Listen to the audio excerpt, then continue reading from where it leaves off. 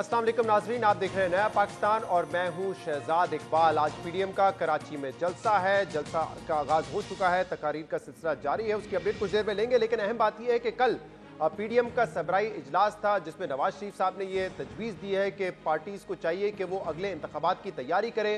अगला साल इलेक्शन का साल है। और इसके बाद प्रेस कॉन्फ्रेंस करते हुए मौलाना फजल रहमान ने यह कहा है कि तातुल ज़रूर आया हमारी इस मूवमेंट में, लेकिन आगे जाकर हम हुकूमत के खिलाफ जलसों का जाल बिछा देंगे।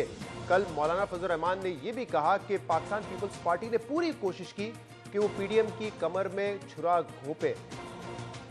जहाँ तक बात है पाकिस्तान पीपल्स पार्टी की, हम एक बात बड़ी वजाहत से करना चाहते हैं कि उन्होंने अपनी पूरी संजीदगी के साथ ये कोशिश की कि पीडीएम की पीठ पे छुरा घोंप दें, लेकिन हम उनके खिलाफ कोई महाज नहीं खोल रहे।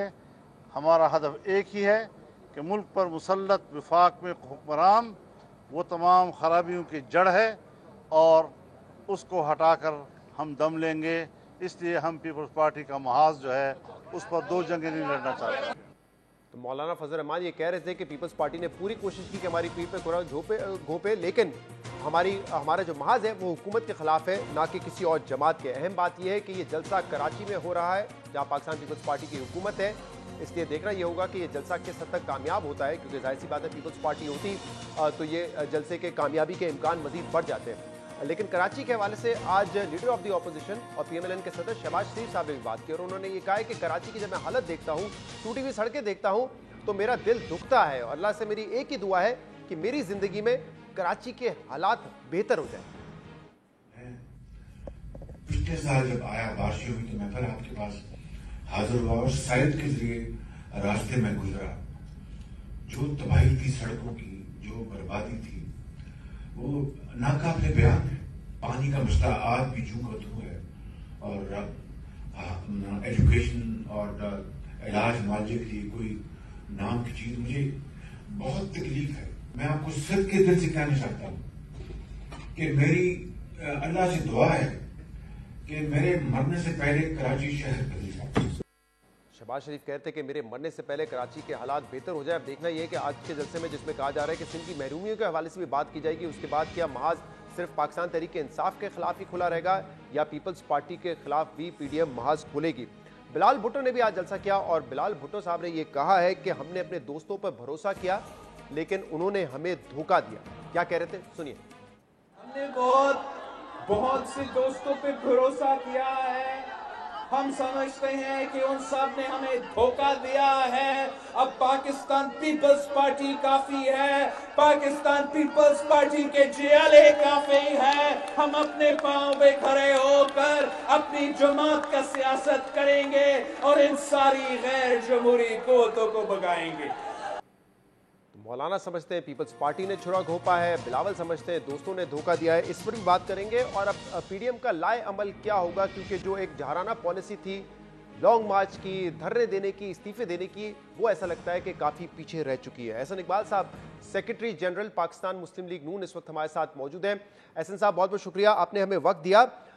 क्या हदफ है अब पीडीएम का? अगले इलेक्शंस की तैयारी करना, जैसे कि नवाज शरीफ साहब ने कहा था, हुकूमत की जो कमी कोताहियाँ हैं वो गिनवाना, जलसों के जरिए सिर्फ यही हदफ है या हुकूमत गिराना भी पीडीएम के हदफ में शामिल है?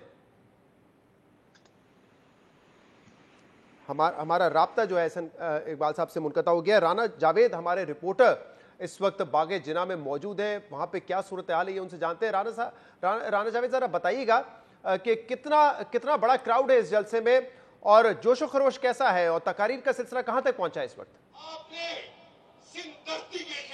बिल्कुल शहबाज साहब, आज पीडीएम का जलसा है जो 4 बजे का वक्त दिया गया था, लेकिन लोग उससे पहले ही यहाँ आना शुरू हो गए थे और अच्छे खासे जो लोग थे यहाँ पहुँच चुके थे। नून लीग के जो सदर हैं शहबाज शरीफ, वो जलसा गाह में आ चुके हैं। मौलाना फजल रहमान का इंतजार किया जा रहा है, लेकिन मरकजी कायदीन की तकरीर शुरू हो चुकी है। और जहाँ तक जलसे की बात है कि जलसा कितना बड़ा है, तो इससे पहले जो पीडीएम का जलसा कराची में हुआ था, जिसमें मरियम नवाज और बिलावल भुट्टो थे, यही जगह थी, यही ग्राउंड था।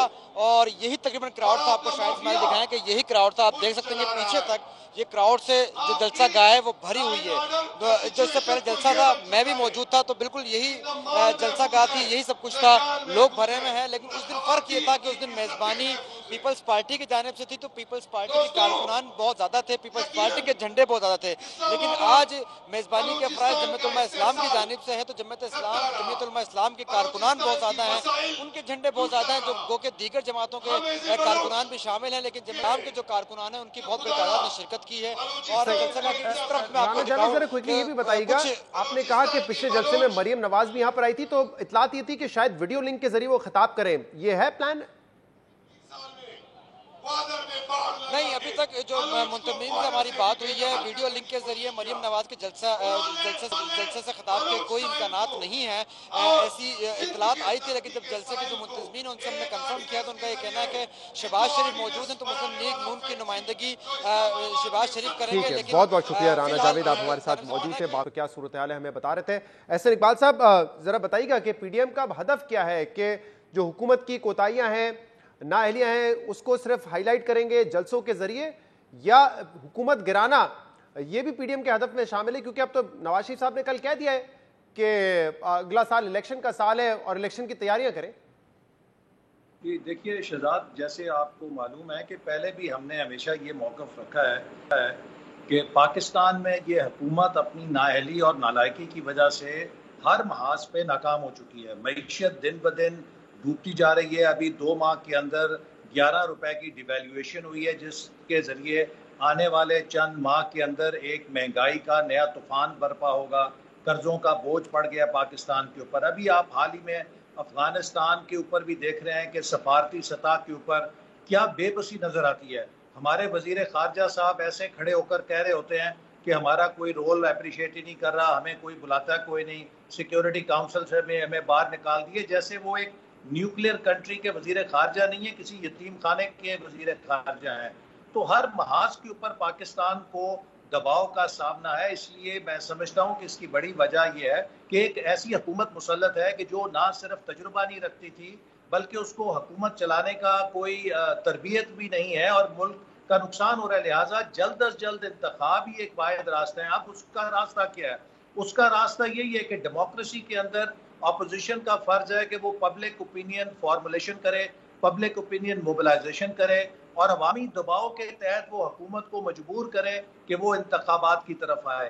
لیکن یہاں پہ جو ہمارا اندازہ ہے وہ یہ ہے کہ اب خود حکومت کے لیے عملاً ناممکن ہو گیا ہے کہ وہ اگلے سال سے آگے الیکشن لے کے جا سکے, چونکہ جو معیشت کے ہارڈ چوائسز ہیں وہ انہوں نے اس سال نہیں کی, انہوں نے ڈیفر کر دی ہیں.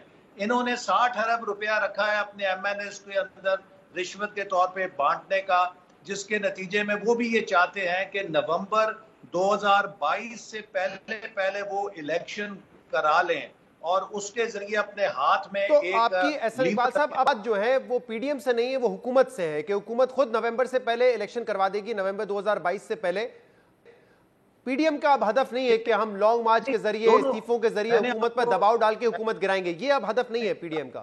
میں نے آپ کو کہا کہ یہ دونوں طرف سے دباؤ آئے گا. ہماری جو پبلک اوپینین موبلائزیشن ہے اس کا بھی دباؤ آئے گا, اور خود حکومت کے دانے بھی ختم ہو چکے ہیں. حکومت کے لیے ممکن نہیں ہے کہ وہ بیونڈ 2022 ڈیفر کرے, چونکہ جو اس نے کم از کم 400-500 ارب روپے کے مشکل فیصلے اس سال بجٹ میں کرنے تھے وہ ڈیفر کر دیے ہیں, اور یہ اگلے سال کوئی 1000 ارب کے فیصلے ہوں گے جو ان کو کرنے پڑے. صاحب یہ تو حکومت کی اپنی حکمت عملی ہوئی نا. پی ڈی ایم تو ناکام ہدف لے کر آئی تھی کہ حکومت گرائیں گے, اپنی حکومت بنائیں گے, اس میں تو ناکام ہوگی نا پی ڈی ایم. دیکھیے جیسے مولانا فضل الرحمان صاحب نے کہا کہ جو ہماری حکمت عملی تھی وہ تو کامیاب چل رہی تھی. ہم نے یک کے بعد دیگرے 10 ضمنی الیکشن جیتے, اور اس کے بعد اگر مارچ 26 کو لانگ مارچ میں پیپلز پارٹی ہمارا ساتھ دیتی اور اجتماعی استعفے دیتی تو آج تک شاید الیکشن بھی ہو چکے ہوتے. لیکن بدقسمتی سے جب ہم حکومت کی ڈی کے اندر پہنچے اور گول کرنے والے تھے تو پیپلز پارٹی نے ٹائم آؤٹ لے لیا, اور یقیناً وہ حکومت کو ایک بہت بڑا بیل آؤٹ ملا. ہاں, لیکن آج بلاول صاحب نے اس کا جواب دیا ہے, کیونکہ کل فضل الرحمان صاحب نے کہا تھا کہ پیٹھ پہ چھرا گھونپا ہے انہوں نے, تو انہوں نے کہا ہے کہ ہمارے دوستوں نے ہمارا بھروسہ توڑا ہے.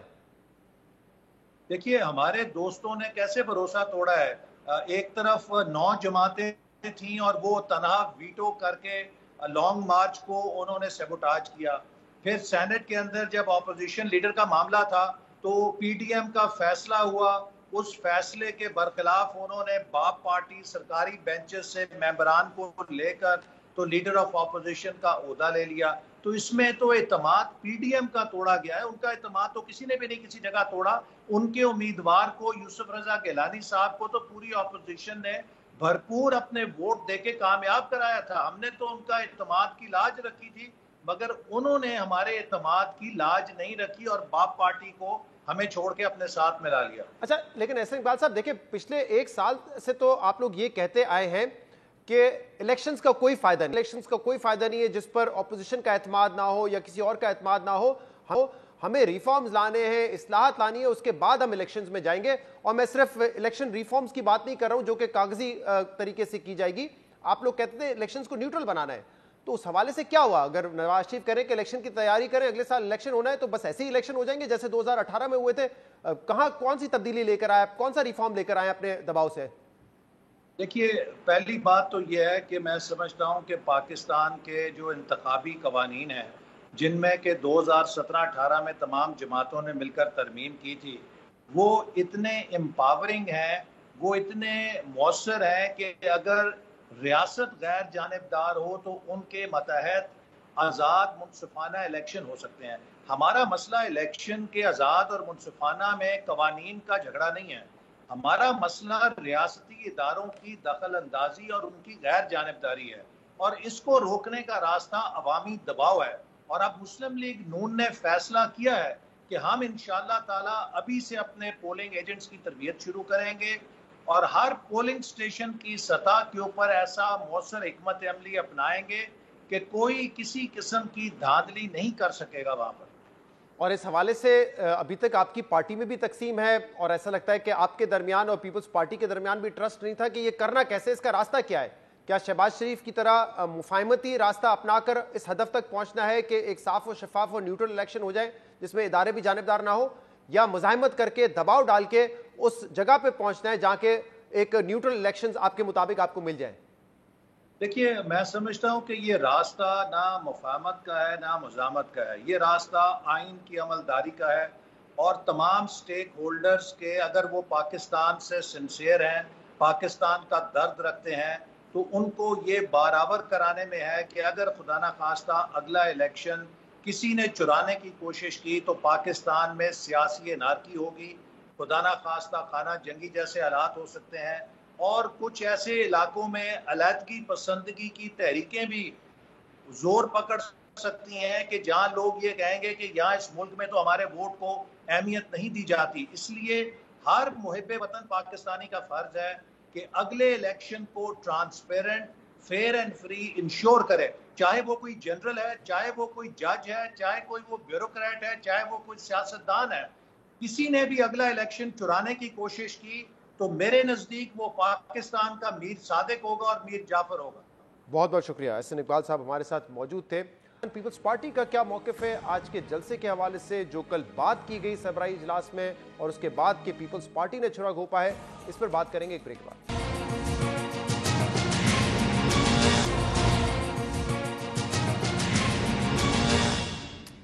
वेलकम बैक नाजरीन। ब्रेक में जाने से पहले एहसन इकबाल साहब हमारे साथ मौजूद थे। पीडीएम की हिकमत अमली क्या होगी और आज के जलसे के हवाले से हम बात कर रहे हैं। इस वक्त हमारे साथ मौजूद है पाकिस्तान पीपल्स पार्टी के रहनुमा, वज़ीर आज़म के एडवाइज़र और कराची के एडमिनिस्ट्रेटर मुर्तज़ा वहाब। मुर्तज़ा साहब, बहुत बहुत शुक्रिया वक्त देने के लिए।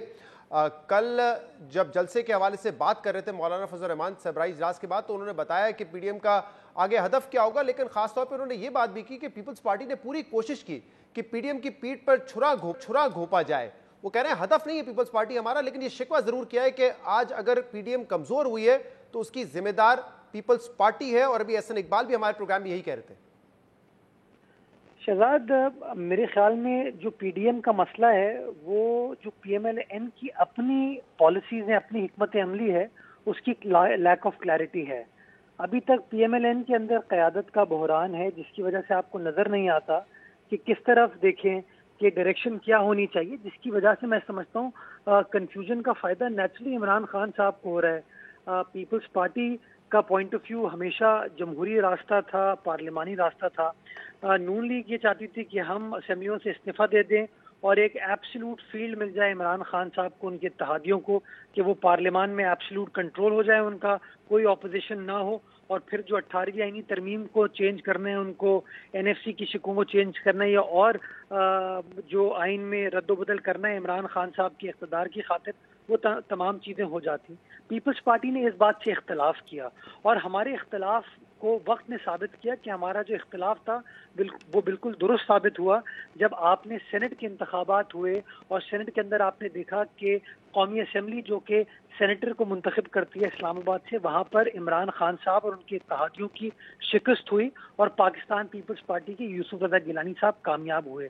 پاکستان پیپلز پارٹی کے موقف کی جیت تب ہوئی جب پاکستان بھر کے بائی الیکشنز کے اندر ہم سب نے مل کر اپنی حکمت عملی کے ساتھ الیکشن لڑا، اور نتیجہ یہ ہوا کہ پاکستان تحریک انصاف جو ہے وہ الیکشن ہار گئی، اور کہیں پیپلز پارٹی، کہیں ANP، کہیں پاکستان مسلم لیگ نون، کہیں پر JUI کامیاب ہوئی. تو میں سمجھتا ہوں جو وقت نے ثابت کیا وہ یہی ثابت کیا ہے کہ جو پیپلز پارٹی کی حکمت عملی تھی کہ پارلیمان میں بیٹھ کے جمہوری انداز میں عمران خان صاحب کی عوام دشمن پالیسیز کو کرٹیسائز کیا جائے، ان کی مخالفت کی جائے، وقت نے ثابت کیا کہ پاکستان کی عوام اس پالیسی کے ساتھ کھڑی رہی. اور آپ نے دیکھا کہ ووٹ کے ذریعے، بیلٹ کے ذریعے انہوں نے عمران خان صاحب کو بتایا کہ خان صاحب ہم آپ کے اقتدار سے اتفاق نہیں کرتے.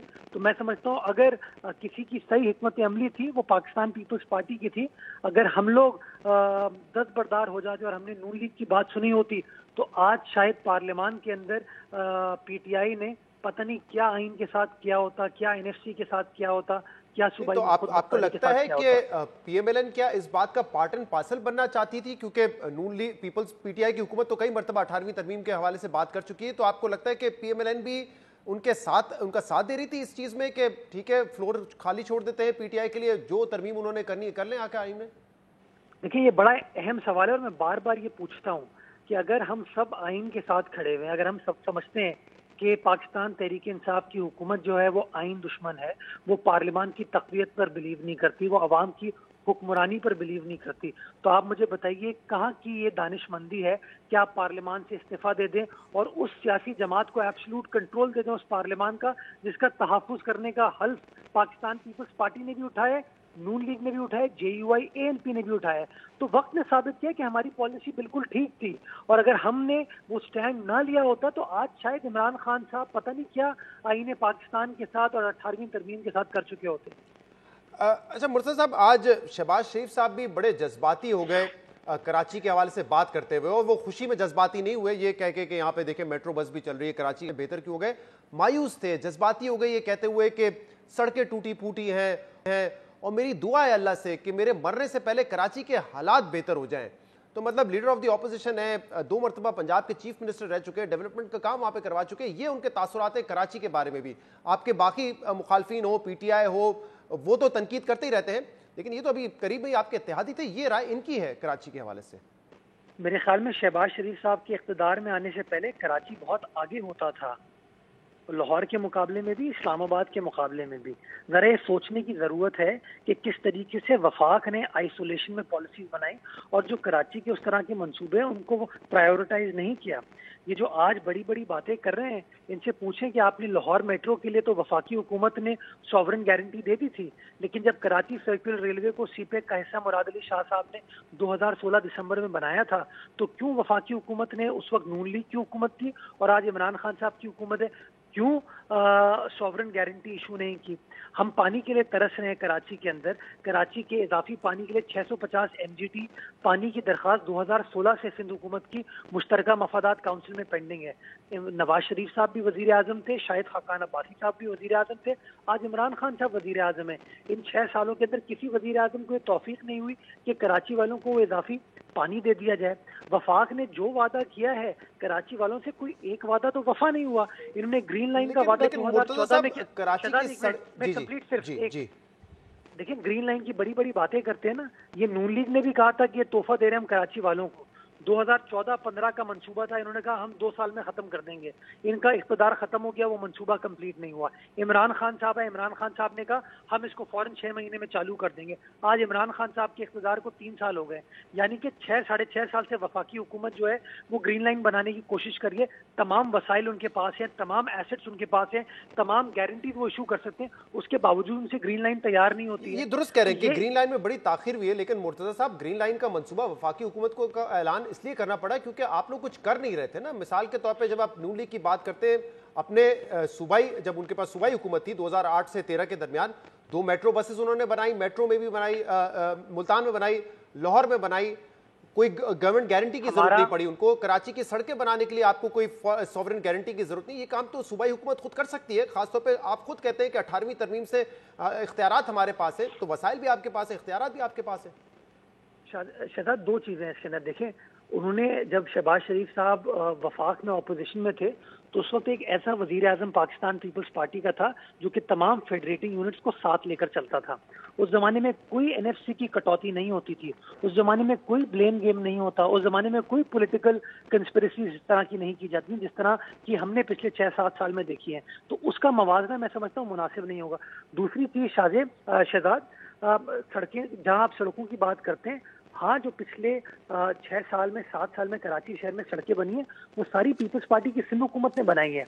बड़ा मवाजना किया जाता है मुस्तफ़ा कमाल साहब के दौर का ना, तो मुस्तफ़ा कमाल साहब के दौर का जब आप बजट उठा के देखेंगे तो उस दौर के अंदर वफाकी हुकूमत ने, सूबाई हुकूमत ने, मकामी हुकूमतों ने और वफाकी इदारे जो कराची शहर में काम करते हैं, चारों स्टीयर्स ने मिलकर 22 अरब रुपए कराची शहर में इन्वेस्ट किए थे कराची के इंफ्रास्ट्रक्चर को इम्प्रूव करने के लिए। मैं आज आपसे सवाल पूछना चाहूंगा कि कराची के इंफ्रास्ट्रक्चर को इम्प्रूव करने के लिए सिंध हुकूमत तो पैसे लगा रही है, वफाक क्या कंट्रीब्यूट कर रहा है? क्या पिछले 5-6 सालों में केपीटी ने कोई एक सड़क बना के दी है? आप खुद कराची के रहने वाले, आपको पता होगा उस दौर में केपीटी अंडरपास बना था, केपीटी ने बनवा के दिया था। पोर्ट कासिम ने अपनी रोड बनवा के दी, केपीटी इंटरचेंज बना था कोरंगी कॉजवे के पास। आपसे कई मरतबा इस इशू पे बात हो चुकी है और आगे भी होती रहेगी। एक और अहम सवाल आपसे करना है, क्योंकि अभी कुछ देर पहले ही सिंध हुकूमत का नोटिस जारी हुआ है कि अगले 15 दिन के लिए भी जो SOPs हैं कोरोना वायरस के हवाले से वो जारी रहेंगे। मुर्तज़ा साहब, कराची की आवाम और सिंध की आवाम में भी पूछना चाहेगी कि क्या ये SOP सिर्फ कारोबार के लिए रह गए हैं, आवाम के लिए रह गए हैं? सियासी जमातें जब जलसा करना चाहें, जितना बड़ा जलसा करना चाहें, उनके लिए वो लागू नहीं होता? क्योंकि इसमें तो लिखा हुआ है कि शादी 300 लोगों से ज्यादा की नहीं हो सकती, आउटडोर कोई मजमा इकट्ठा नहीं कर सकते आप 200-300 लोगों से ज्यादा। लेकिन सियासी जमात तो इससे बालातर है, वो जब चाहे जलसा कर सकती है, कोई रुकावट नहीं उनके लिए।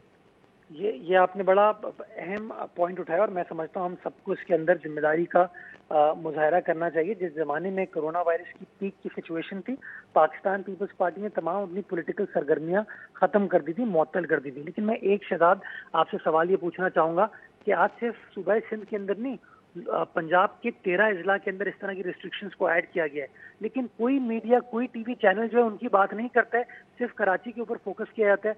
लाहौर के अंदर जब वो सख्ती करते हैं तो कोई इस तरह की बात नहीं होती है। तो मैं आपसे बराए मेहरबानी ये कहना चाहूंगा कि तफरीक का काम ना करें। ये कोरोना वायरस की जो सिचुएशन है, इसके अंदर जो संगीन फैसले, सख्त फैसले करने की जरूरत है, इस मामले को निमटने के लिए वो हमको मिनहसुल कौम करने की जरूरत है। और अगर कोई सियासी जमात भी इसके अंदर तफरीक कर रही है वो गलत है, मैं उसको भी सपोर्ट कभी नहीं करूंगा। तो बिलावल भुट्टो जरदारी साहब पीपल्स पार्टी के चेयरमैन हैं, आज उन्होंने खैरपुर में जलसा किया है, उस हवाले से क्या कहेंगे आप?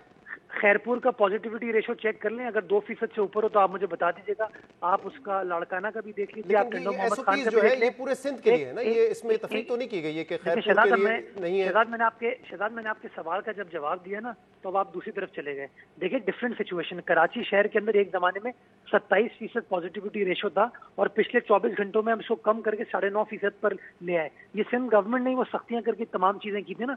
पंजाब में लाहौर के अंदर ये पॉजिटिविटी रेशो आज से कुछ 1.5 महीना पहले 1.5% था। मैं दूसरी तरफ ला रहा हूँ, मैं सिर्फ ये कह रहा हूँ कि ये जो SOPs की डायरेक्शंस दी गई हैं ये सिंध के लिए दी गई हैं। ये नहीं कहा है कि जहां पर रेशियो कम होगा वहां पे अवाम अपनी मर्जी से फैसला कर लें, ये तो नहीं लिखा हुआ ना इसमें। मुझे बताइए, क्या वजीर आजम पाकिस्तान ने कन्वेंशन सेंटर में जो इतना बड़ा जुलूस निकाला था, वहां पे इस्लामाबाद में पॉजिटिविटी रेशो क्या है? पूछें सवाल PTI से जरा आप। नहीं, बिल्कुल आप बिल्कुल ठीक कह रहे हैं, लेकिन आपने तो अभी जब मैंने कराची के हवाले से सवाल किया, मैंने तो तमाम सियासी जमातों की बात की है। تو آپ نے کہا کہ بالکل صحیح ہے, ذمہ داری کا احساس کرنا چاہیے, تفریق نہیں ہونی چاہیے. تو پھر میں نے پوچھ لیا کہ بلاول بھٹو زرداری صاحب نے بھی آج جلسہ کیا, اس حوالے سے کیا کہیں گے؟ اس میں آپ کہہ رہے ہیں کہ اس ضلع میں ریشو کم ہے.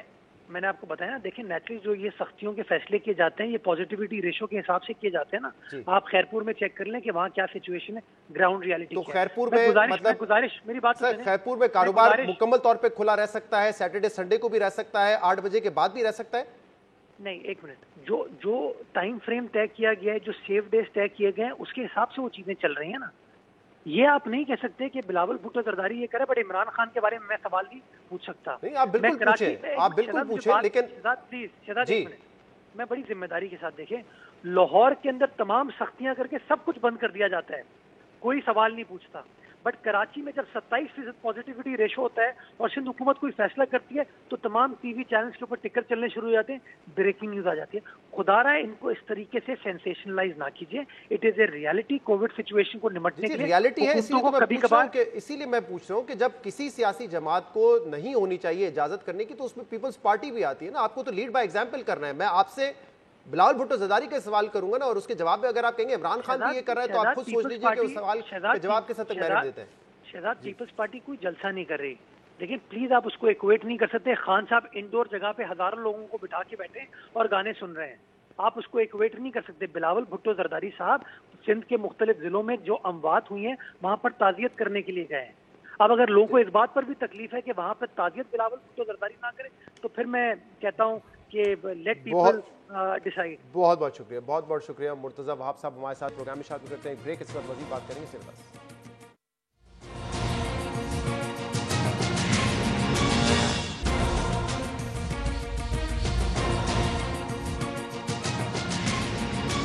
Welcome back. وزیر اعظم عمران خان ماضی میں ملک میں غیر ملکی سرمایہ کاری نہ آنے کی وجہ کرپٹ حکومتوں کو قرار دیتے رہے ہیں, اور کہتے رہے کہ جب ملک میں پاکستان تحریک انصاف کی حکومت آئے گی اور کرپشن ختم ہوگی تو بیرون ملک پاکستانی دھڑا دھڑ ملک میں سرمایہ کاری کرنے آئیں گے.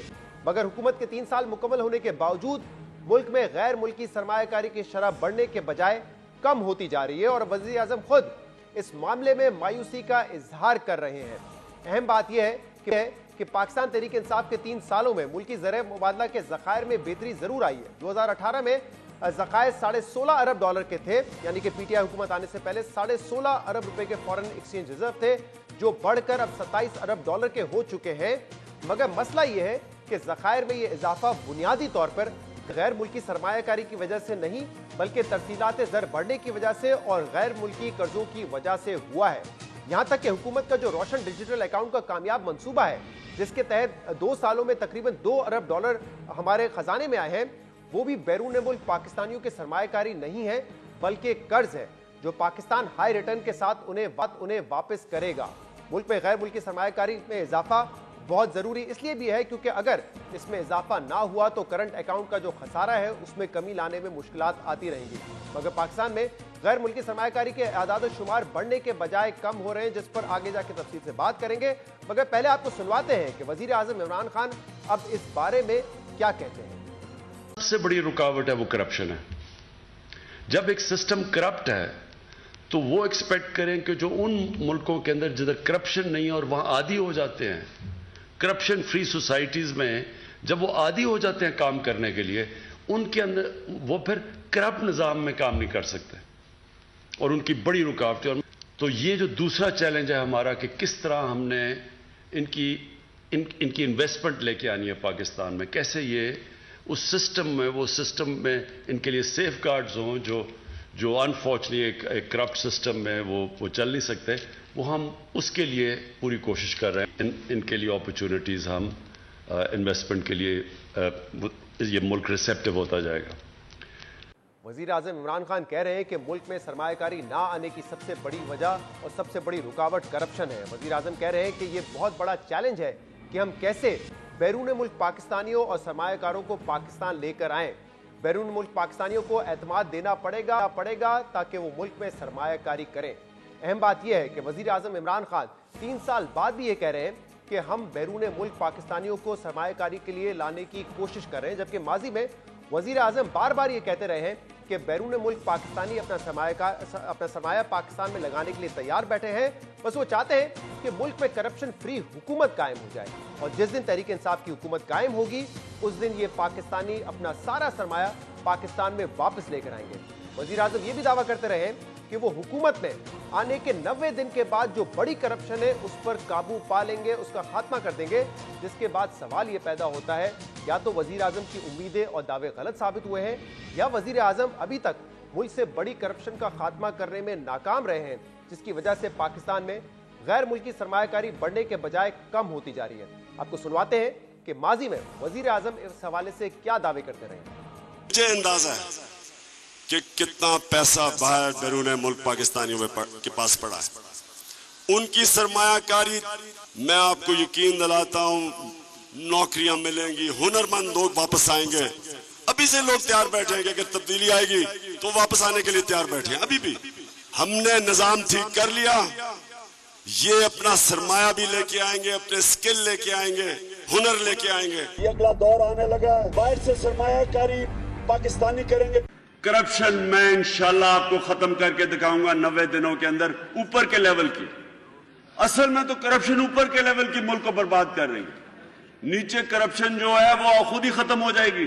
आपने सुना, वजीर आजम कहते थे कि सरमायाकार मुल्क में सरमायाकारी के लिए तैयार बैठे हैं, बस मुल्क से करप्शन खत्म होने की देर है और वो 90 दिन के अंदर बड़ी करप्शन का खात्मा कर देंगे। वजीर आजम ईज ऑफ डूइंग बिजनेस की अहमियत पर भी जोर देते रहे हैं और इस हवाले से पाकिस्तान की रैंकिंग में जरूर बेहतरी आई है। पाकिस्तान तहरीक इंसाफ की हुकूमत से पहले पाकिस्तान की ranking ease of doing business में 136वें नंबर पर थी, जो अब इंप्रूव होकर 108वें नंबर पर आ चुकी है, यानी कि तकरीबन 28 दर्जे हमने तरक्की की है इसमें। लेकिन इसके बावजूद FDI बढ़ने के बजाय कम होती जा रही है। नून लीग के आखिरी साल में मुल्क में बराह रास्त गैर मुल्की सरमायाकारी का हजम $2.78 बिलियन का था, जो पाकिस्तान तहरीक इंसाफ के पहले साल में गिरकर $1.36 अरब हुआ। उसके बाद पाकिस्तान तहरीक इंसाफ के दूसरे साल में FDI का हजम $2.56 अरब का था, मगर पिछले साल FDI का हजम 29% गिरकर $1.84 बिलियन पर आ गया, जो नून लीग के आखिरी साल से तकरीबन $1 अरब कम है। हुकूमत का दावा है कि मुल्क में FDI गिरने की एक वजह कोरोना वायरस भी है, जिसकी वजह से दुनिया भर में FDI का रुझान कम हुआ है। लेकिन अगर हुकूमत का ये दावा दुरुस्त है तो फिर सवाल ये पैदा होता है कि पिछले साल पाकिस्तान में तो FDI में 29% की कमी आई है, मगर भारत में 27% का इजाफा हुआ है फॉरेन डायरेक्ट इन्वेस्टमेंट में, जबकि भारत में कोरोना की जो वबा है वो पाकिस्तान से ज्यादा खतरनाक थी। भारत में इस वक्त हम देख रहे हैं कि रिकॉर्ड FDI इस साल आई है, लेकिन पाकिस्तान में 29% की कमी देखी गई है। इसलिए FDI में कमी का मलबा कोरोना पर नहीं डाला जा सकता। लेकिन फिर सवाल यह है कि आखिर PTI हुकूमत 3 साल बाद FDI बढ़ाने में कामयाब क्यों ना हो सकी। वजीर आजम समझते हैं कि इसकी वजह सिस्टम में करप्शन है और ट्रांसपेरेंसी इंटरनेशनल की करप्शन परसेप्शन इंडेक्स के मुताबिक पिछले 3 सालों में पाकिस्तान की करप्शन परसेप्शन रैंकिंग में 7 दर्जे तनज़्ज़ुली हुई है।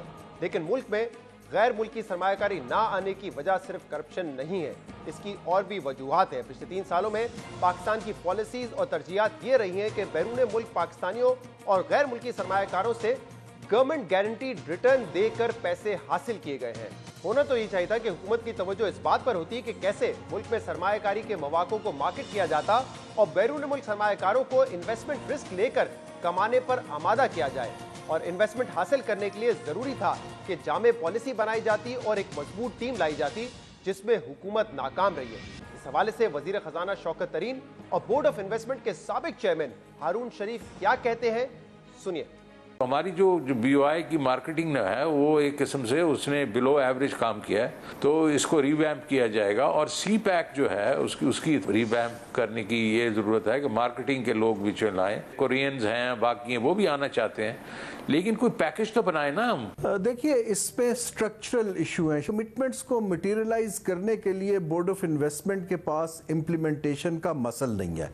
मैं वहां पर पुश करता रहा, क्योंकि आप जब लेकर इम्प्लीमेंटिंग मिनिस्ट्रीज में डाल देते हैं तो फिर वो प्रोजेक्ट बन नहीं पाता है। तो एक तो ये स्ट्रक्चरल फ्लॉ है। जब मैं 1 साल रहा तकरीबन, तो उसमें मेरे 4 फेडरल सेक्रेटरी तब्दील किए गए। फिर जो वहाँ पर ज़्यादातर स्टाफ है वो सारा एस्टेब्लिशमेंट डिवीजन के थ्रू आता है। हमें लोग वो चाहिए जो इन्वेस्टर की ज़बान बोले, और हुकूमत बदले तो पॉलिसी भी ना बदले।